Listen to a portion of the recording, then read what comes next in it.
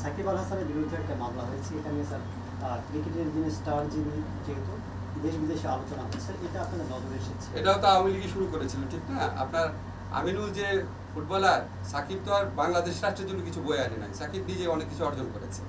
আমিনুল তো বাংলাদেশ রাষ্ট্রের জন্য পুরস্কার বয়ে এনেছিল না? জাতীয় দলের ক্যাপ্টেন ছিল। আমিনুলকে যেইভাবে অত্যাচার করা হয়েছে, তখন কি আপনারা প্রশ্ন করেছিলেন? আমিনুলকে তো জেলে ভরা হয়েছে, সাকিবের বিরুদ্ধে মামলা হয়েছে। তারপরও আমরা, এটা পুলিশ প্রশাসনের ব্যাপার, আমরা যতটুকু বলার চেষ্টা করেছি। মামলা হওয়া বা এফআইআর হওয়া মানে তো গ্রেফতার না।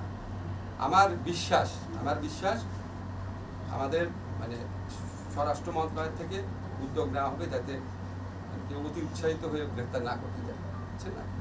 আর মানে আপনি যদি কম্পারেটিভ ফিচার যতগুলো আপনারা প্রশ্ন করেছেন, সব কিছুর জন্মদাতা হচ্ছে আওয়ামী লীগ। আমি কি বাড়িয়ে বলছি? সব কিছু কোন এক্সাম্পল চান?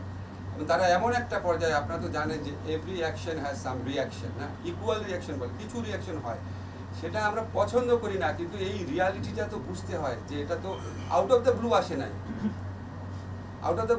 আমিনুলকে গ্রেফতার করা হয়েছে, দিনের পর দিন জামিন দিচ্ছিল